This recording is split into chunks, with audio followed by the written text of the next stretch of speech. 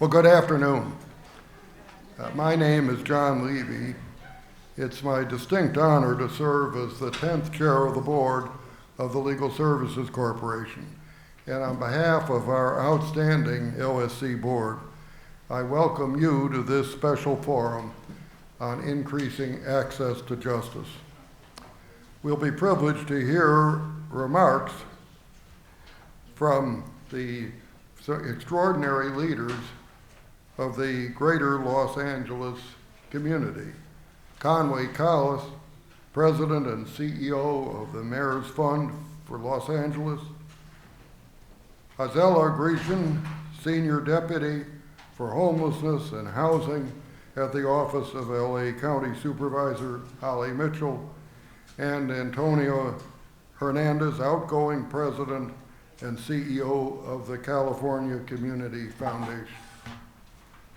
Today's forum will also feature a panel discussion with leading housing advocates and civil legal aid lawyers on housing insecurity in Los Angeles, moderated by LSC's wonderful president, Ron Flagg.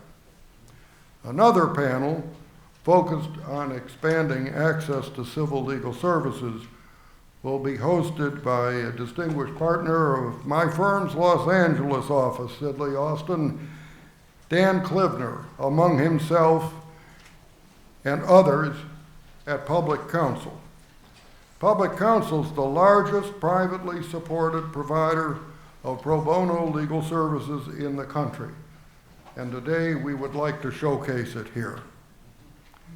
As we gather today, just a few months before LSC formally prepares to celebrate its 50th anniversary, it's important to recognize the significant contributions being made by countless other legal aid organizations across the country that are not our grantees, but have become an integral part of the nation's providers of civil legal aid, offering important assistance and support to low-income Americans across a whole range of matters that LSC and its grantees are not able to handle.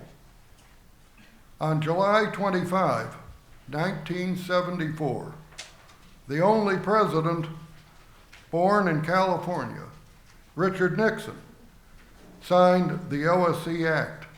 And he did that not as an act of charity, but as a way of preserving a basic right and help low-income Americans help themselves, and I quote, "We have learned that legal assistance for the poor, when properly provided, is one of the most constructive ways to help them help themselves," he said. "We propose simply to protect and preserve a basic right for all Americans." Well, we intend to make this anniversary commemoration more prospective than retrospective, as we call for renewal and determination in pursuing equal access to justice for all Americans.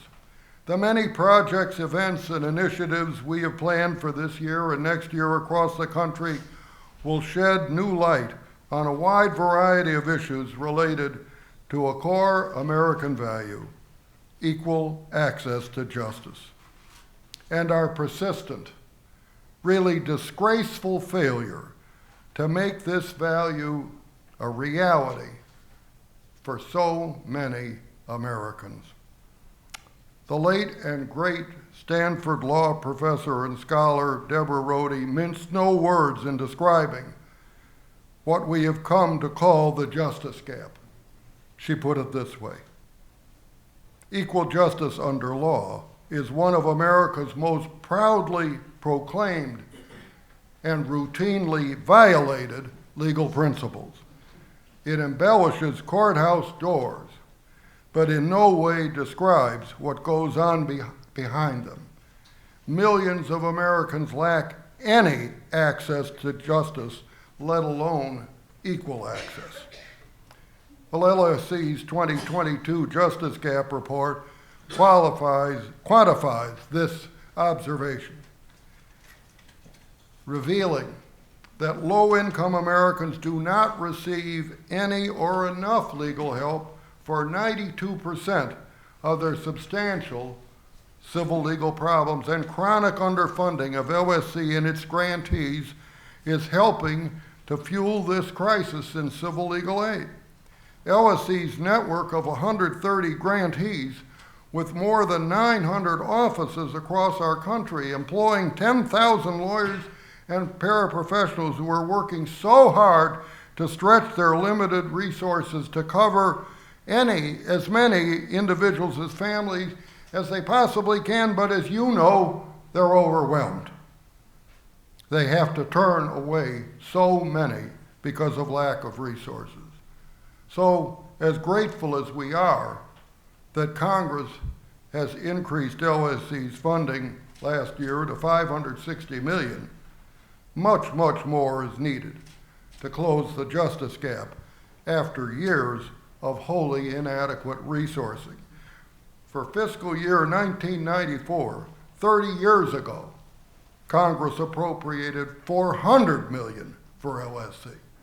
Our current appropriation has increased only modestly, not remotely enough to keep up with inflation, much less increased demand than for the need for services resulting from population growth, recessions, recently a pandemic that have occurred over the last 3 decades.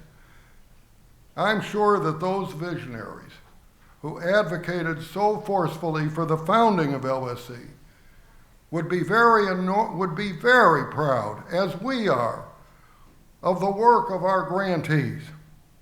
But at the same time, I think they would be so very distressed at the lack of appropriate funding. In last March, LSC requested from Congress an appropriation of $1.5 billion for its fiscal year 2024 budget. This request accounts for the ongoing serious lack of adequate resources and the vital role that equal access to justice plays in maintaining one of the pillars of our democracy, the rule of law. So let's stop for a moment and reflect on that. Given the significance of what it supports and what our budget request is meant to support, I believe our request is very modest.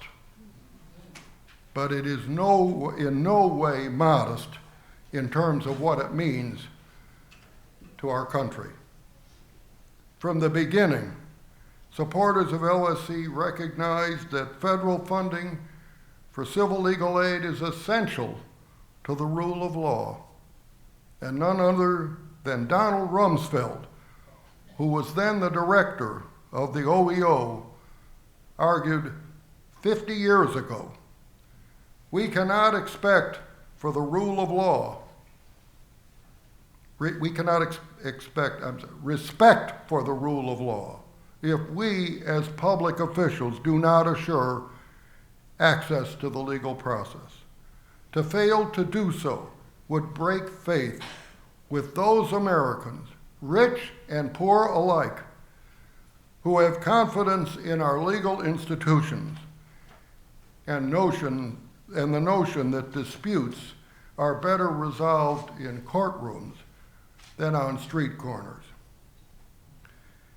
As events that have been unfolding across the globe this past week tragically illustrate, the rule of law is so precious, and its collapse is absolutely catastrophic.